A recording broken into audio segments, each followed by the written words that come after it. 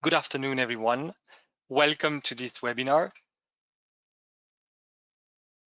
of the Renewable Hydrogen Coalition. Thank you for joining us for this event titled Breaking New Ground, How to Make Renewable Hydrogen a Reality for Your Industry. Hydrogen, a buzzword those days, seen as a key solution to deeply decarbonize sectors that cannot be electrified for technical or economic reasons. Last year, the European Commission released its hydrogen strategy, which clearly identifies renewable hydrogen as the most compatible solution to achieve the EU's long-term decarbonisation goals. The strategy sets ambitious goals for renewable hydrogen. Very shortly, one, by 2024, installing 6 gigawatts of renewable hydrogen electrolyzers in the EU and producing 1 million ton of renewable hydrogen. In a second phase, the European Union aims to install 40 gigawatts of renewable hydrogen electrolyzers by 2030 and produce up to 10 million tons of renewable hydrogen in the EU. That's massive.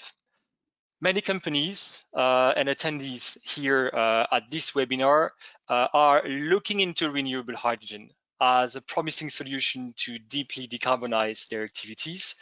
And some of the most exciting projects are currently underway across Europe. But the key questions are, what does it take to build a successful renewable hydrogen project? What are the best practices that we can learn from pioneers driving the renewable hydrogen revolution? How can we make renewable hydrogen one of the decarbonization bloc of your industry? These are key questions, and we hope you will learn the answer during this webinar. The first thing first, a few words to introduce myself. My name is François Paquet. I'm the Impact Director of the Renewable Hydrogen Coalition. The coalition promotes the key role of renewable hydrogen in meeting the EU long-term decarbonization goals. And our coalition was launched in November last year to help deliver the ambition of the European Commission, its hydrogen strategy, and make Europe the global leader in renewable hydrogen. Now, today's session will be organized with my quick introduction, and then we will directly go with speakers. We have distinguished speakers from industry who will present some of their projects to make renewable hydrogen a reality on the ground. They will tell us their recipe for making such project a success. We will then have a panel debate where we will discuss the key opportunities of such project, the obstacles, the success factors for those projects, and we'll have a Q&A together with you. We will then conclude with a few remarks. And so I will have the great pleasure to welcome now our speakers. We've got many speakers with a lot of experience when it comes to undertaking projects relating to renewable hydrogen. First, we will have a word with Francisca Galindo Paniagua, Technical Director at Fertiberia. We will have with her a deep dive of one major industry, the fertilizer sector, which had to really look into the key challenge of decarbonizing such an industry, and we will learn how what solution they found for deeply decarbonizing in the years to come. We will then step back and look with Christian Poduk, CTO and Managing Director, Hydrogen and Power to Liquids projects at Smart Energy. He will tell us from taking a helicopter view, what are the key success factors, the key requirements to set up successful projects for renewable hydrogen, what are the barriers and obstacles to overcome, and we'll also present some of their flagship projects. Finally, we will have Karina Krastel, Commercial Director at the European Green Hydrogen Acceleration Center, called EGAC, under EIT InnoEnergy, who will talk about the importance of taking a value chain approach in setting up renewable hydrogen projects. Personally, I will have the pleasure of moderating this event and ensure a successful debate with our speakers. Before we go into listening to our speakers, maybe a few organizational remarks. Everyone will be muted during this webinar. Speakers will have to unmute their microphones to speak. We would enjoy a lively debate. This is why we encourage you to put your questions forward. Please do use the question box on the right side of your screen.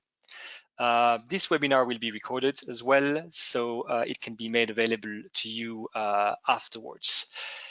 Now, without further ado, let me pass on the floor to Francesca from Fertiberia, who will present their work towards deeply decarbonizing the fertilizer industry, the ammonia production.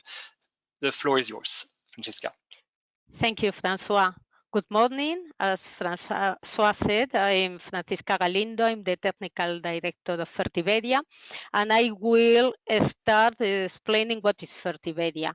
Now, Fertiberia is very much involved in sustainable projects, as I will explain you one of them. Please, next slide. In this slide, you can see some data about Fertiberia. I will go very quickly because I don't have much time. Fertiberia is a fertilizers industry. We produce and commercialize fertilizers, but not only fertilizer, but also industry products. We produce more than 520 different products in 3 different countries in Europe, Spain mainly, Portugal and France. We produce more than 5.5 million tons. We are more than around 1,500 employees and emit around 1.4 million tons of CO2 in our production. Next, please. This emission is coming mainly from the production of ammonia. But what is the way we produce ammonia all over the world? The production capacity in the world is now around 220 million tons. And the main process to produce this ammonia is from the Haber-Bosch synthesis reaction, which is this reaction of nitrogen from the air. So one of our raw material is air and hydrogen. And the hydrogen is coming from steam reforming. This steam reforming is the reaction of one hydrocarbon compound like natural gas or even coal with steam. The result of this reaction is CO2 and hydrogen. This hydrogen is used and the CO2 is emitted, not only from the process, but there is CO2 from fuel needed in the reaction. We use also natural gas for this fuel. So as you can see in this graph, they've been during the last 100 years, from the beginning of the last century, there were a reduction of consumption of energy of more than 4 times. So this is the most effective way to produce hydrogen in terms of energy. But even though the best plant emit around, sorry, I lost I lost the presentation. Okay, here it is. They produce at least 1.6 ton of CO2 per ton of ammonia. Most of them emit between 1.6 and 2.3, but if they use coal, they emit at least 3.4. So this is too much emission for this process. The global emission of CO2 from the ammonia production is around 400 million tons. Next, please.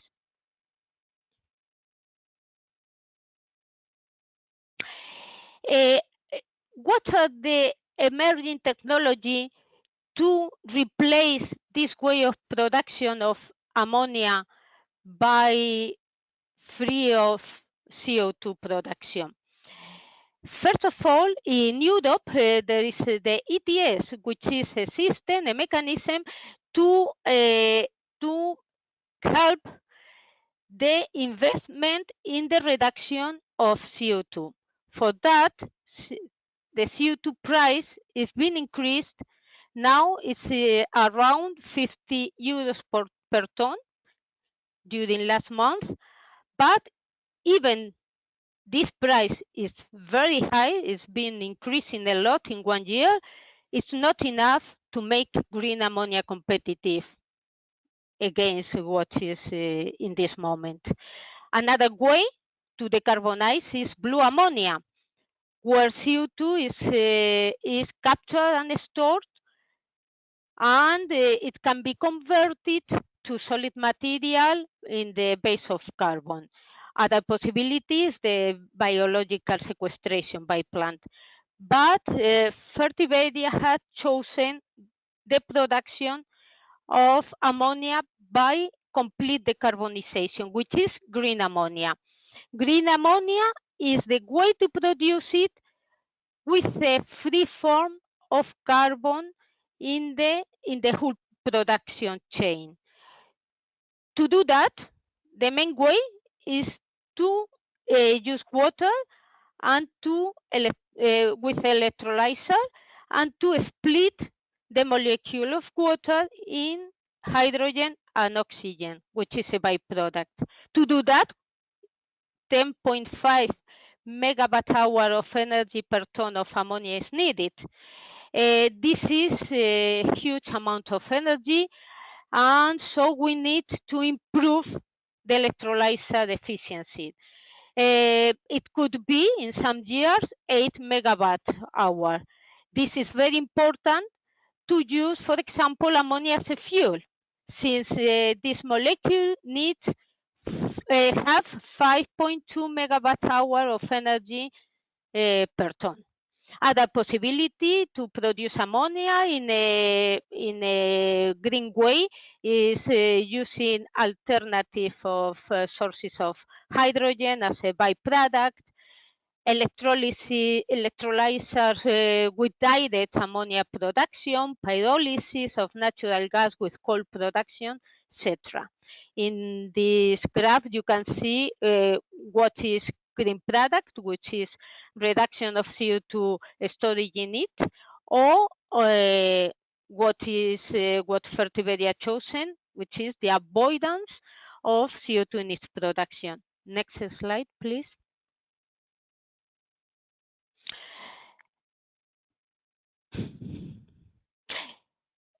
What is the roadmap of Europe to 2050? In this moment, as François said, the current capacity of electrolyzer is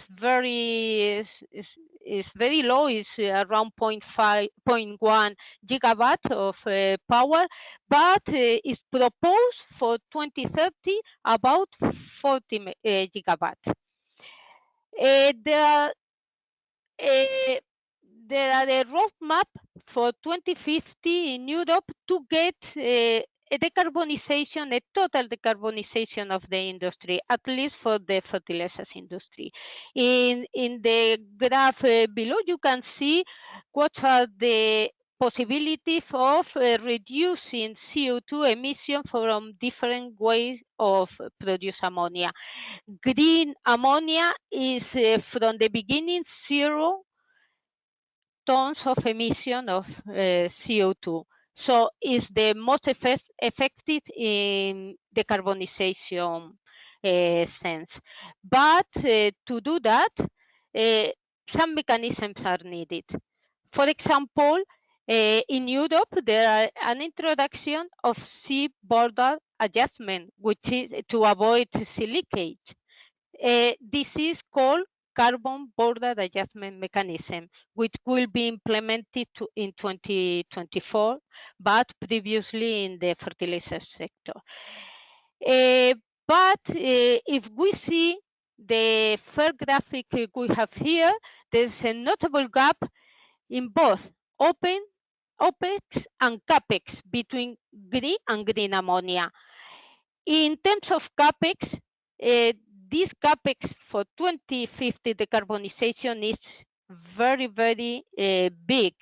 As an example, I can tell you that in our sector is calculated the CAPEX in between 30 and 35 billion euros.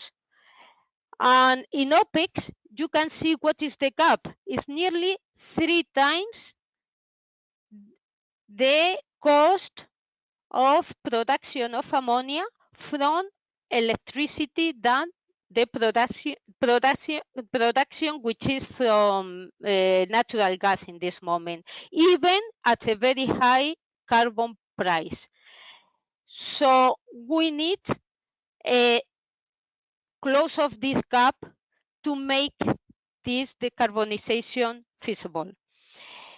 So doing that, green ammonia can replace gray ammonia in next 10 years.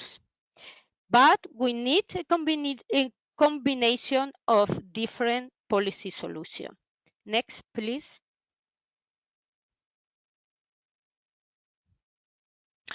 As I told you, a possibility for the ammonia, for green ammonia, is its use as a energy carrier.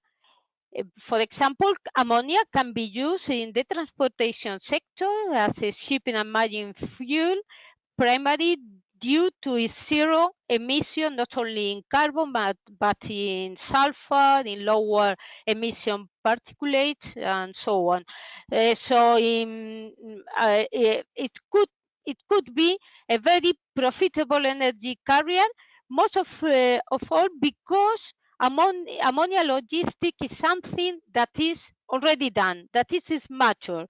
We know how to store it, we know how to transport it, and it's very efficient. As you can see in the right graph, the ammonia is the most cost-effective energy carrier and can be burned directly in gas turbines or in a mixture with natural gas or hydrogen. Next, please. I will go directly to what are our projects in Fertiberia. We are running 2 ammonia plants, one in Puerto Llano, which is 200 kilotons per year production, and the other one in Palos, which is double production. In our decarbonization project, we are partnership with Iberdrola, and we will start with a project in Puerto Llano. This project will be the installation of a photovoltaic plant of 100 megawatt. It will produce electricity for a 20 megawatt electrolyzer, and this electrolyzer will give hydrogen directly to the ammonia plant and also to a hydrogen storage. This will be the first step of this future project. Next, please. Here you can see what are the rest of the projects. We started with Puerto Llano in 2021, this year, with 20 megawatt, but for the rest of years, 2020, 30, 23, 25, 27, will finish with around 800 megawatts of electrolyzer. This is a huge amount of energy for electrolyzers, as in this moment 20 megawatts is even too much, and it is foreseen that in 2025 600, 800 megawatts are possible, and we hope for 2030 we could use around 5,000, 8,000 megawatts to produce hydrogen. This will reduce GHG emission in Fertiberia around 70% of the current emission. Next, please. So I talked about what is the state of the art, what is the emerging technology, what is the 2050 roadmap, and what are the Fertiberia projects. And now, just to summarize, I will just conclude what are needed to paving the way, to go this way. In Europe, at least in Europe, we need some important points like low carbon and competitively priced energy and feedstock. We need infrastructure, not only for hydrogen, but also for renewable energy availability.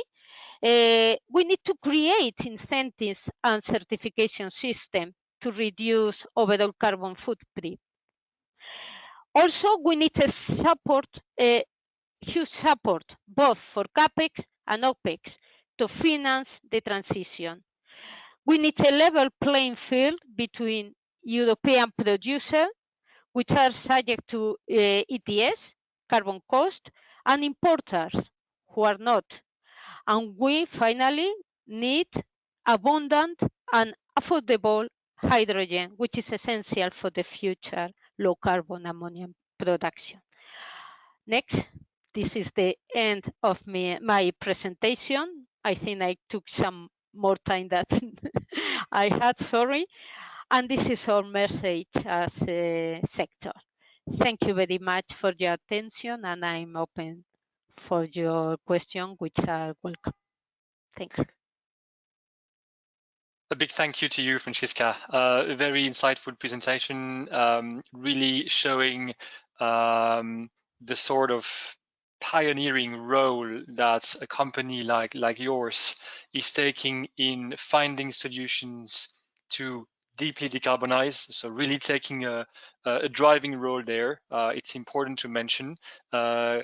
Industrial users such as the chemical sector, fertilizer sector is taking step very concretely to achieve decarbonization in Europe. Now, we've learned very insightful developments from your side, Francisca. I think now is the time to step back a little bit and have this deep dive on the case of ammonia production decarbonization, to really look at what are the key requirements, the key obstacles, the key barriers that are important to be tackled when we want to set up successful renewable hydrogen projects. And have the great pleasure to give the floor to Christian Poduk from Smart Energy, who will take us through his slides. Christian, the floor is yours. Thank you very much, Francois. Well, starting right away, I think one element is time right now, and there's no time to lose, and the target is CO2 reduction, carbon emission reduction very fast. And actually, we have done several projects at Smart Energy on the way, and I'm happy to share some experiences and thoughts on that and discuss with you afterwards. On the next slide already, I would elaborate a little bit more on the target. In fact, we've seen the challenge right now from 2020 to 2030 to reduce the CO2 emissions within 1 decade. And in the left-hand side of this chart on the bottom, you can see by the black box you see there, well, that's a big box compared to what has been done in the past from 1919 to 2017 in this case, and then further on until 2050. However, there are nice studies showing that if we don't reach the measures needed to achieve that right away, what's happening after 2030 is getting even worse. And the interesting case of Germany saying that the court said, in fact, what politics is doing right now is still not sufficient, because the future generation have to increase their efforts even more than we have to do in order to comply with. And you can see it on the very right-hand side of that. By court decision, Germany had to increase the target from 55% reduction to 65. And happy to see in the presentation before by Franziska that you have going for the 70% reduction. So I'm very happy about your efforts here and your big targets, which then are on the gigawatt side. And this is also fits very well to the points I want to make on the speed of projects, which we need to comply with. I mean, this chart has a lot of more information, which sectors are interesting to focus on. First, we need to focus on those where hydrogen has the most value right away, where hydrogen goes into the hard to abate sectors and has an immediate impact. And step by step, more sectors will be added, but always the comment first, we need to do efficiency, save energy. Second, electrification is great wherever, but also the hydrogen has an important part to play, in which we are focusing now. Next slide, please.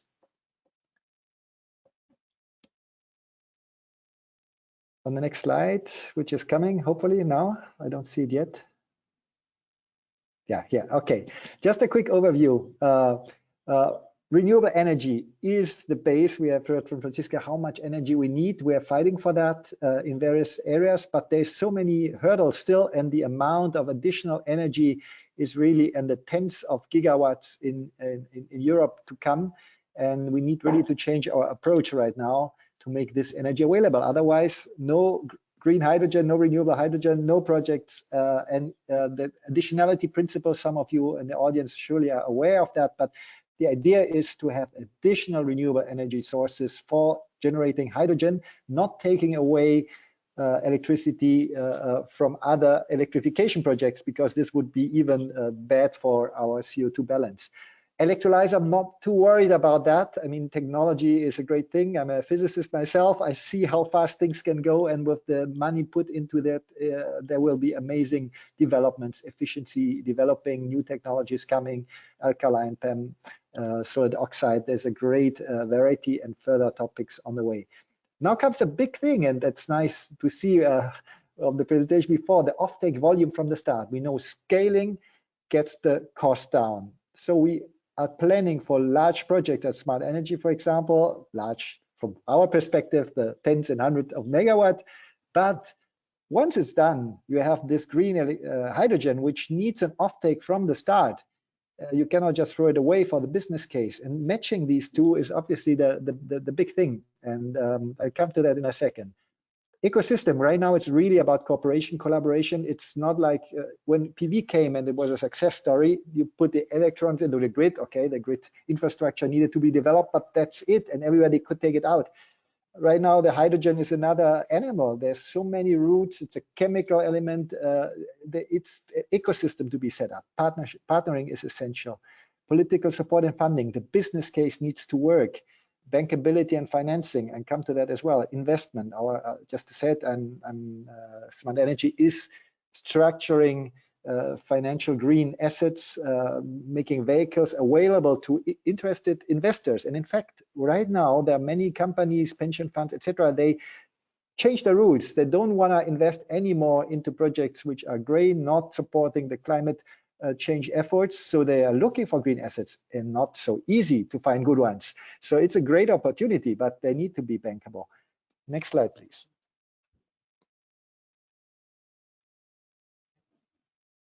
All right, very short, lot of information you can review happily later on, but these are the barriers we have to overcome, and actually all of our projects kind of go through them. And you see on the left-hand side, the top line shows the kind of barriers, and then in which end-use segments they really apply. But unanimous, the renewable energy is the starting point. H2 production applies to all, but then there is specific barriers to overcome in investment cycles, infrastructure, regulation, permitting, important topics. But I think the focus should be on the right-hand side now to see business as usual. There are, for all that, things, processes in Europe, with the authorities, grid, whatever, which usually take 5 to 7 years if you look a little bit to the left hand. And this need another approach. We have the 10 years, which I showed you before. And if we go that business as usual, it will just not work. So there is already the thoughts to accelerate, and it is possible to accelerate, but only if we throw away our experiences from the past, how processes are done usually, because otherwise the CO2 target is out of reach. Next slide, please. All right, this is, I think, a very interesting approach, not invented by me, ourselves, and others. It's really the credit goes to H2 Global, DFV, and BMW, the Bundesministerium für Wirtschaft in Germany, because they have developed a way how to bridge the different necessities in the market. On the generation side, in order to be bankable, to have finance, to have investors, you need to show that the product you're producing has a long-term agreement to take the volume. Well, the projects starting now, which we need to pave the way to get the costs down, they have a higher cost. The output is more expensive. So why not for those on the right-hand side, those chemical industries, so say, well, wait, I just commit for 1 or 2 years at a higher price, okay, to get started, but I will only sign up 5 years later with the next project, which is bigger and cheaper. Well, okay, that's great, good thought, but then the first project which should prepare, it will just not happen. And then the big one also will not happen. So you see, that's the problem. And the proposal is to really, the risk, this de-risking can be done somehow by intermediary companies supported by public authority, a public intermediary, which is a so-called matchmaking entity. They take somehow the risk in the beginning, giving long-term contracts on an auction process. It must be competitive to the generation side. And on the other hand, they agree on shorter term agreements on the off-taking side. So initially, they may do some losses on that way, but over time, they may even do benefits on that way, but they de-risk and make projects possible. I think this is obviously there are many thoughts how to solve it, but I think this approach, which is discussed in the German government commissions and also by the presidency and also in Portugal with the current presidency, these are discussions which are developing. And I think this is a nice example how to potentially solve this issue. Next slide, please. All right, this we didn't have any idea recently anymore how many hydrogen projects were ongoing, and the European Clean Hydrogen Alliance has done a collection of projects, and very recently, and 997 projects were found kind of eligible with the targets of hydrogen projects right now. Obviously, most relying on electrolyzers, and very interesting, 1/3 with deployment schedule within the next 3.5 years, which is a very positive thing. However, some of these projects, they say they start of deployment at this time, and the real volume comes later. So it's a bit, you need to take it with caution. And just as a quick summary, the 6 gigawatt target of Europe by 2024 is not fully covered by the projects, even with an optimistic approach. And however, the 100 gigawatt target, the 40 plus 40 gigawatt target is overcovered with 100 gigawatts of projects. However, many of those projects rely on the first projects to be successful. So here you see a little bit where really we have to start with. And somehow on our side, we just went ahead with projects despite some barriers still on the way, because there is no time to lose, as said. And on the bottom, you see the sectors. I mean, nice to see that in the industry side, transport side, these are parts where there's a lot of activity ongoing, which is very meaningful. And transmission distribution, very important. That's promising. Next slide, please. All right, so obviously, I would say the lighthouse projects right now, which are on the way to cover the H2 ecosystem, are really essential. You see, it goes then, first of all, which kind of product you produce, ammonia, methanol, e-fuel, H2 itself, goes into various top level areas, mobility, industry, power, etc., and then the corresponding applications. And it's really important that these projects cover the value chain and the various aspects and pave the way. It's really like that for the next ones. And I just want to show you in the end 2 of our projects in this ecosystem. Next slide, please. All right, one example is the Orange Bud project, and it's always me personally. On CO2 reduction, I was thinking first on refineries. Well, steel was always on my mind. I didn't think so much about the ceramic initially, but then when I looked into it, I was surprised. Wow, that's really a energy-hungry industry when you have a plate or something in your hands or your tiles, whatever.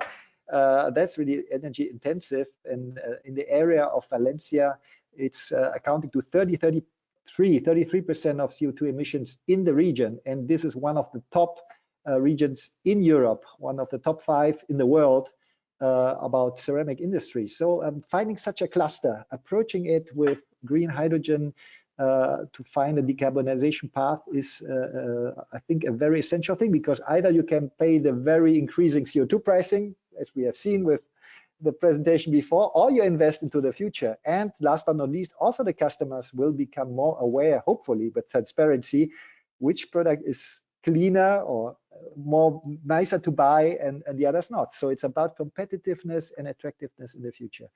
So my last slide, I show another project which somehow shows how to put together these days project as close as possible in value chain generation to avoid too much transport. Well, ammonia is a way to transport easier, I fully agree.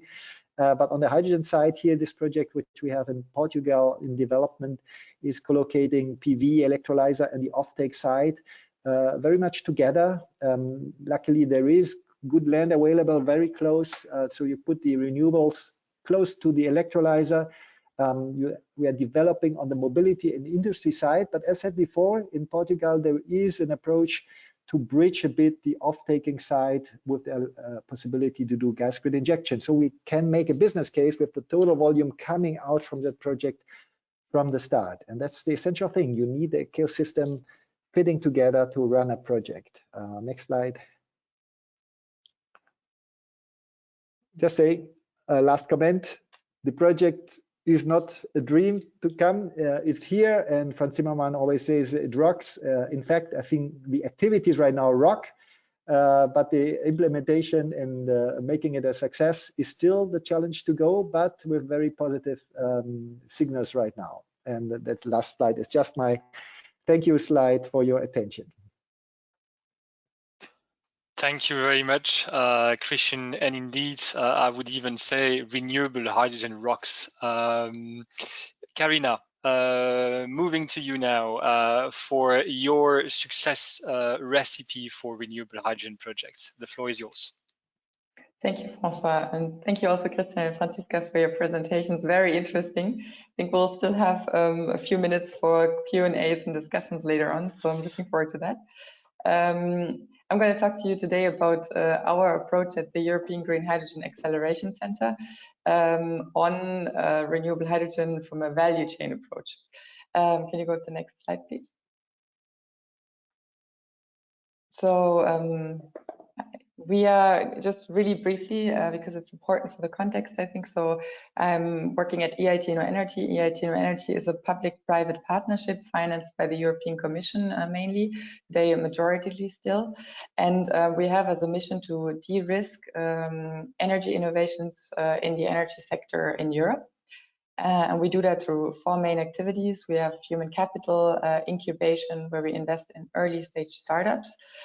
We have 350 startups in our portfolio that we're helping being early stage. And we also have innovation projects. This is more, let's say, larger scale product developments through countries, different countries working together in collaboration. And our 4th activity, and that's what I'm going to talk to you about today, is the industrial value chains that we've set up at EIT.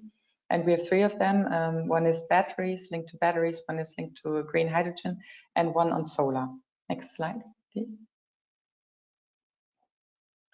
So talking about the European Green Hydrogen Acceleration Center. What is our goal here? So we've heard from Christian and also from Franziska, we need to go fast and scale as fast as possible, get projects bankable. So I really liked your slide, Christian, that showed the different aspects and key requirements that we need in order to get those projects off the ground and make them bankable.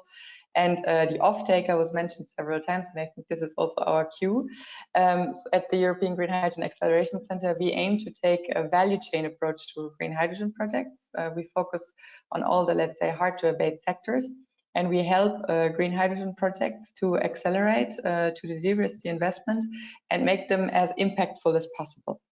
And all of this in using a value chain approach, and I'm going to tell you in the next slide how what we mean by value chain. I think it's 2 slides already. It's a bit of a delay. Can you just go to the next slide, please? So I'm going to use the example of green steel to demonstrate on how we think and how we work. So if you were today to buy a green car, let's say you want to have a car that is not only running on renewable electricity because it's electric, but you want to have a car that has been produced using green materials.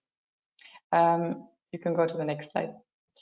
When you use green materials, that means normally if you were, let's say, a car manufacturer, what you would do, you would ask your supplier, you would say, I'd like to have green steel. And then the supplier, you would say, okay, I'll ask my suppliers, and you would go up the value chain asking for the ingredients you would need for green steel. That all of you know that you need green hydrogen to produce green steel. And if you follow, let's say, this traditional value chain model, what you get is that each player along the value chain is pricing in the risk that they have, let's say, in doing, their performance in the value chain, and also therefore pricing in the margin. And if you do that, you end up with a price of hydrogen or also other products that is too expensive, and the margins, let's say, are not optimal, and we have a push approach. When we go to the next slide, the value chain approach that we're kind of pushing, and where we help green hydrogen projects to deliver that, is an integrated approach. That means you bring together all actors from the value chain that are needed in order to produce an end product. And here we're talking really about the green steel that will go in a car. You bring them together, you create a company, and you share risks together in building a joint business case.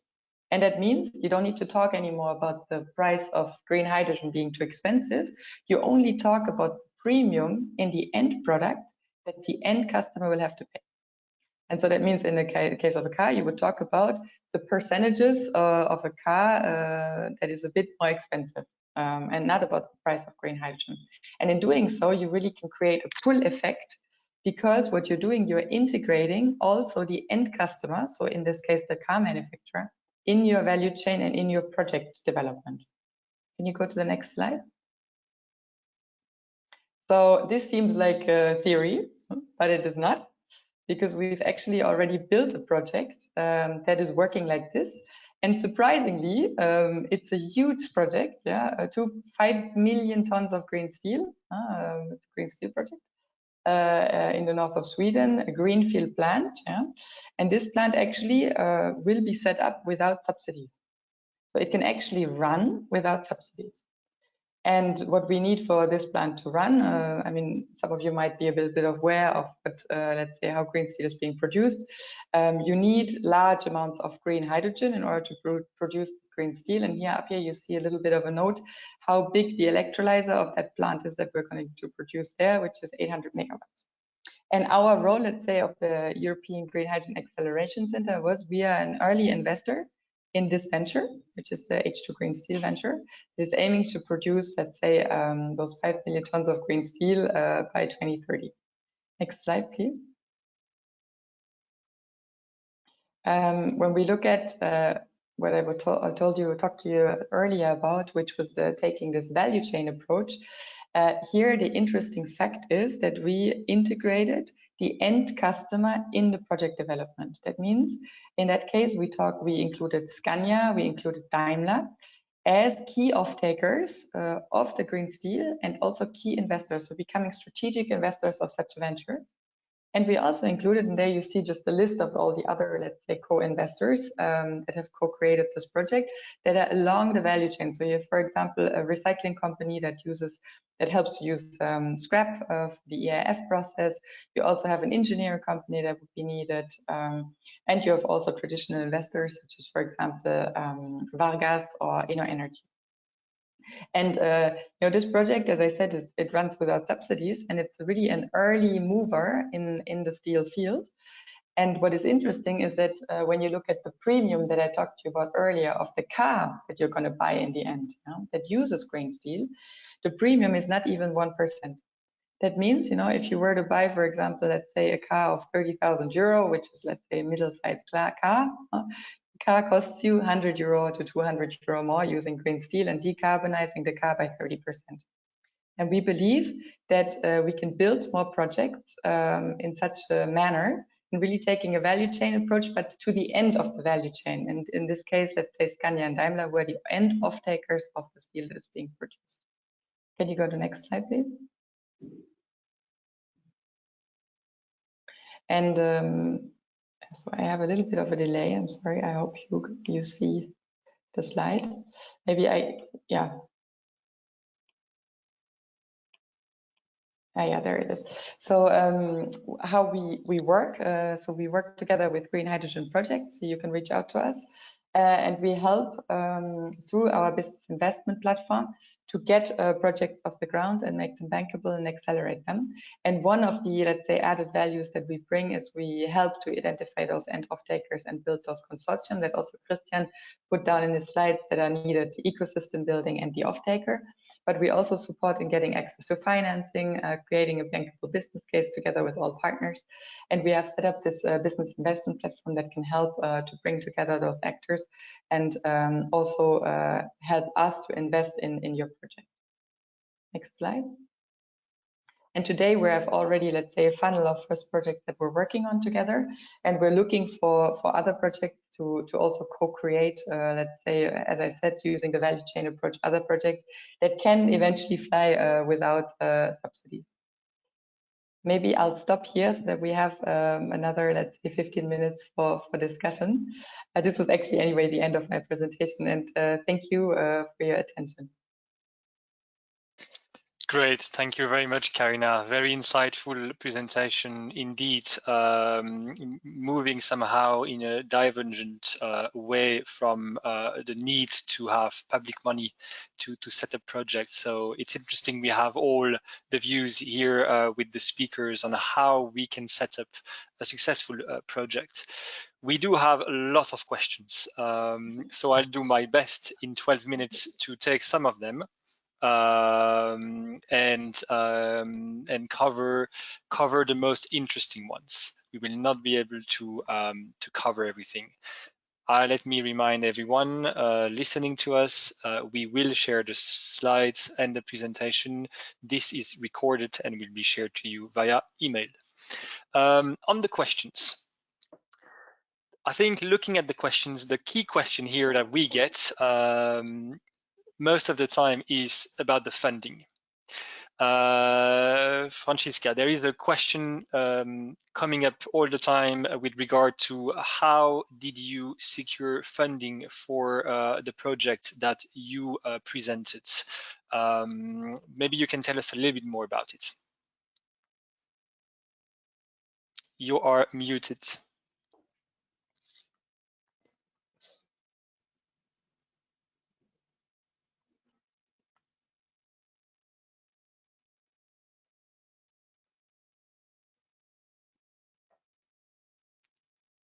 No, we can't hear you yet. You're muted.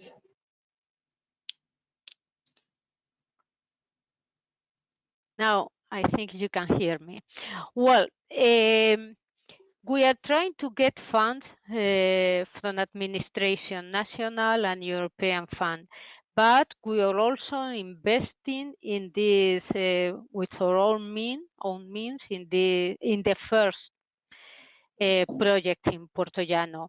As a matter of fact, Iberdrola started with their own means in the project of the PV field. I mean the energy production photovoltaic plant. So they started with the electrolyzer as well, with their own means. And we need also to adapt our plant to receive the hydrogen from the electrolyzers. And that's also an important part of the investment. So we are trying to get funds from some administration in this moment. For the next project, we didn't start it. For the next 3 steps. Okay, thank you very much. Maybe another question here for Christian. You mentioned the role of a government-backed intermediary that would be the matchmaker between, on the one hand, the suppliers, and on the other hand, the off-takers.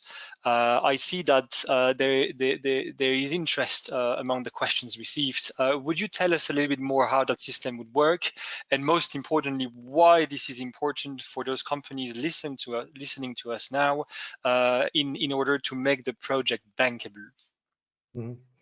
So in general, projects which do not need subsidies should be the best. And great to see Karina's project, and I have to learn from you, because most of our projects somehow don't work out without, in fact, in the very moment, some support. And in fact, this bankability is the challenge mostly because investors obviously don't want to see a return. The banks want to see their money back. And right now we're in a phase where this is not secured for most kind of projects we are doing. So there is a risk level which financial institutions are not ready to take.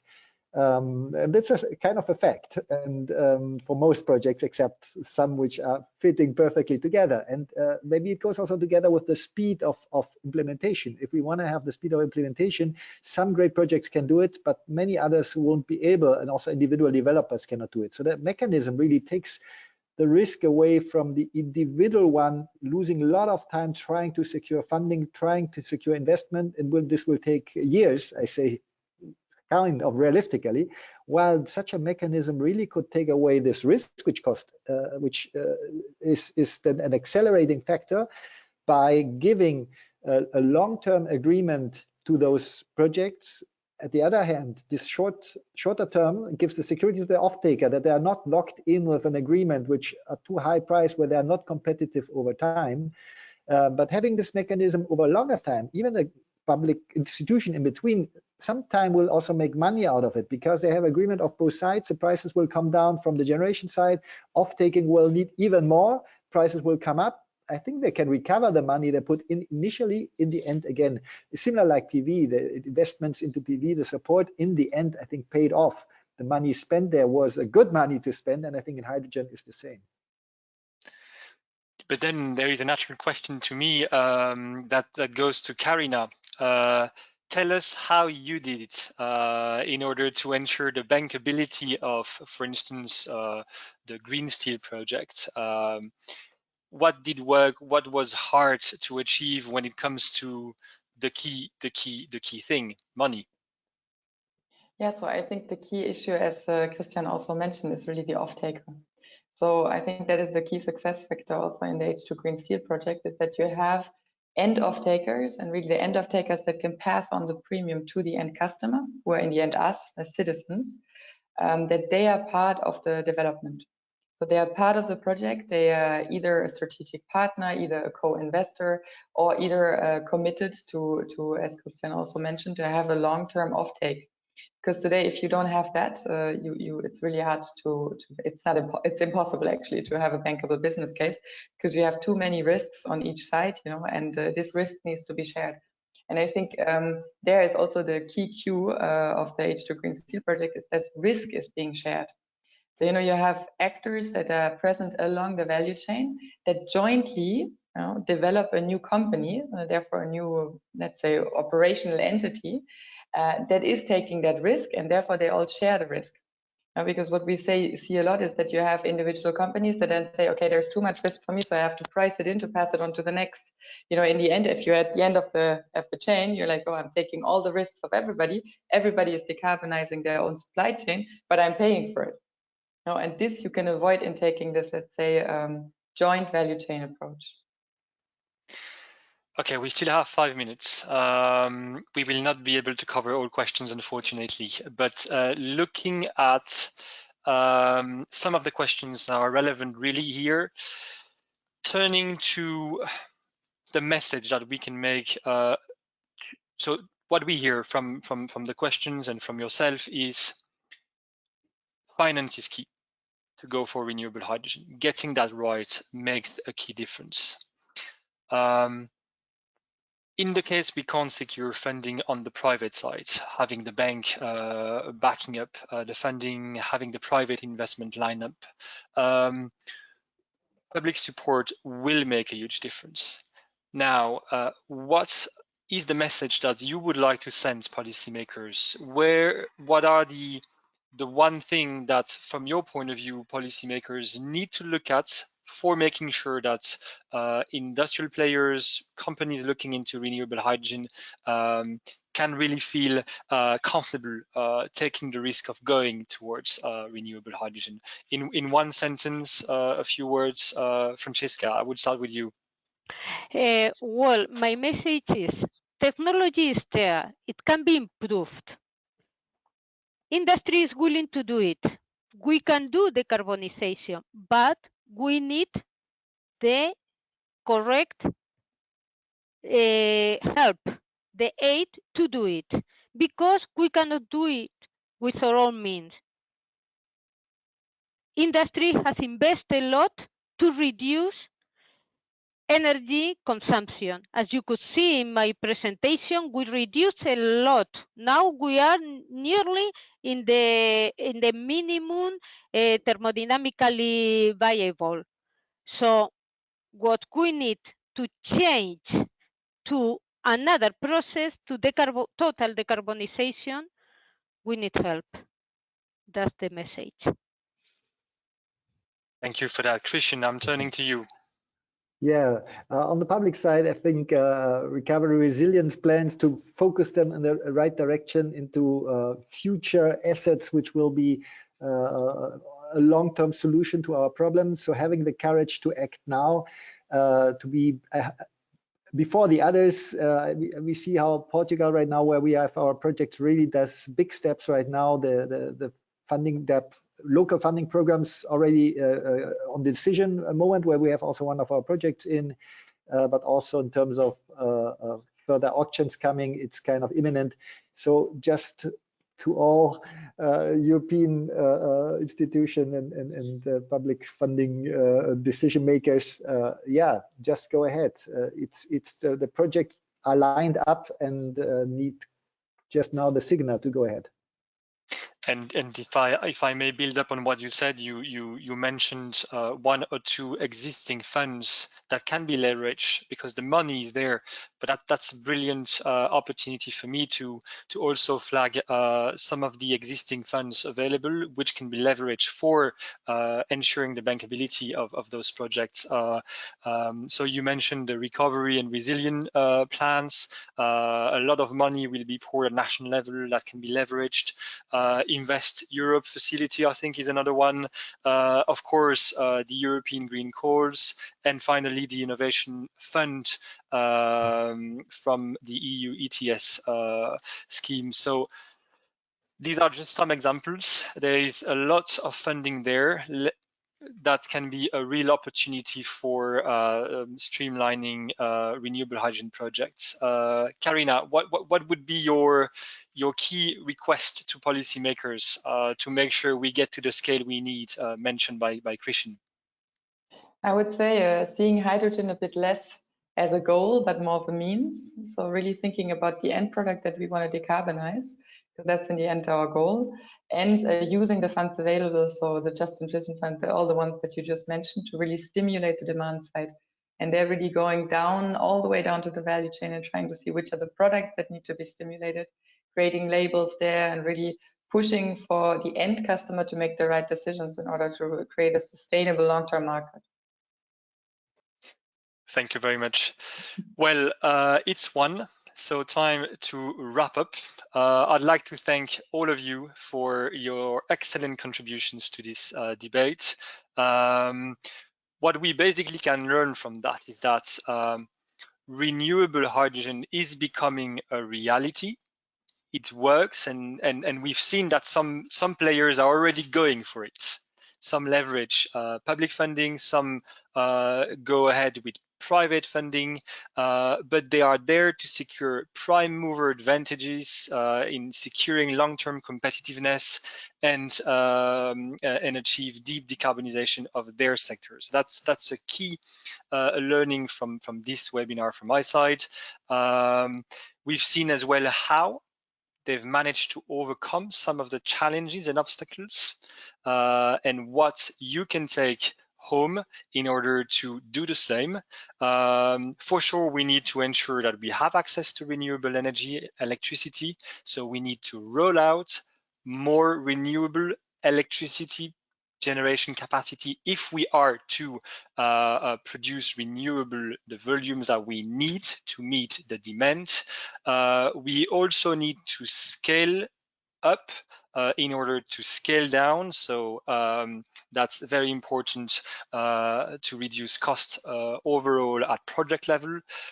It's key, we learned about it, to make sure you partner with the right stakeholders across the value chain in order to ensure the bankability of the project.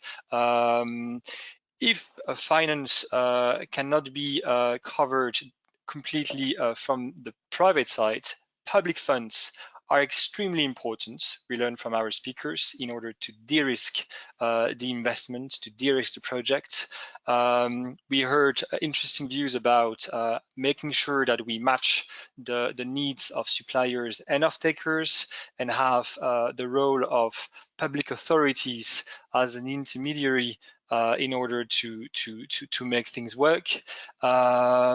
On the support side, again, a key element, support from public authorities to cover CapEx, but also OpEx of projects in order to bridge the cost gap with alternative hydrogen sources, in order to finance the transition in those sectors that are subject to fierceful competition globally. And last but not least, I think this is a key learning, importance of having a value chain approach with an end customer or end user off-taker pool for greener products, and to distribute the risks and benefits among all stakeholders of the project. We hope that you learned very valuable things. Let me remind you that the Renewable Hydrogen Coalition is a policy initiative. We work towards shaping the EU policy framework, so companies can find an enabling framework for renewable hydrogen and de-risk investments we've discussed today. Thank you for participating. That was my pleasure to moderate this event. We hope you enjoy it. The recording will be made available to you in the coming days, and we remain at your disposal for any questions. We wish you a lovely afternoon. Take care and see you soon. Bye-bye. Thank you, François. Thank you, everybody. Thank you, François. Thank you. Thank you.